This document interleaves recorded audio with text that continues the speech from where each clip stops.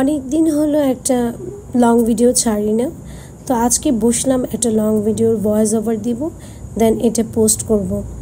যখন থেকে পেজ খুলেছি আমি, আগে তো ছবি পোস্ট করতাম, পেজ সম্পর্কে এতটা ধারণা ছিল না, এখনও ধারণা তেমন একটা বেশি নেই, অল্প অল্প হচ্ছে, সবার কাছ থেকে শিখছি।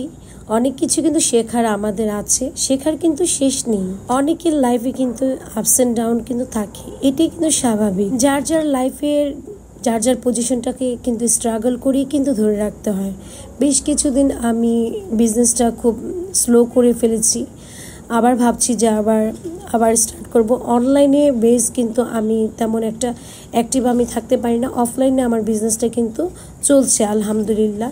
যাই হোক, যা বলতে চাচ্ছিলাম সেটা হচ্ছে, যারা ব্লগ করে বা যারা ভিডিও শেয়ার করে, আর যারা ভিডিও শেয়ার করে না তাদের কথা তো আলাদা, যারা শেয়ার করে তারা কিন্তু বেশিরভাগ এই কথাটাই শুনতে হয়, খুব সুখে আছো, খুব ঘুরে বেড়াচ্ছ, খুব মজাতে আছো।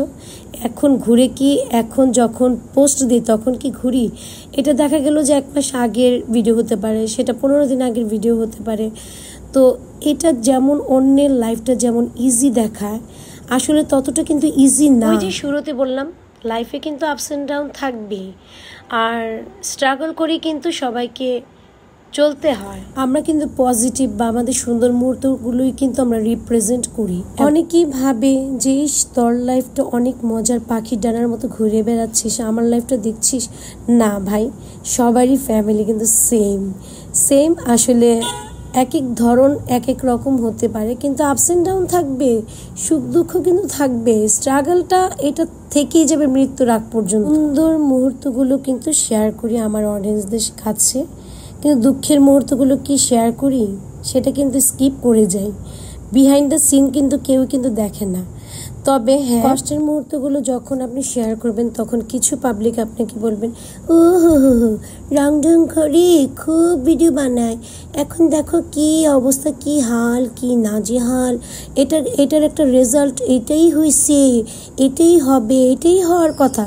তারা কিন্তু সব কিছু জানে, তারা কিন্তু জাজমেন্ট করতে পারে যে এই যে পতন বা একটু দুঃখের বিষয় কিছুটা সাময়িক হলো, তখন কিন্তু মানুষের তখন অ্যাডভাইস দেওয়ার জন্য খুব লেগে পড়ে, কিন্তু নিজের যখন দুঃখের বেলায় যখন চলে আসে তখন কিন্তু সেই বালতি বন্ধ হয়ে যায়গা, মানে এমনই একটা বিষয় হয়ে যায়, মানে তারা খুব জাজ হয়ে যায় জাজমেন্ট করার জন্য, কিন্তু নিজেদের কমপ্লিকেশন কখনোই চোখে পড়ে না।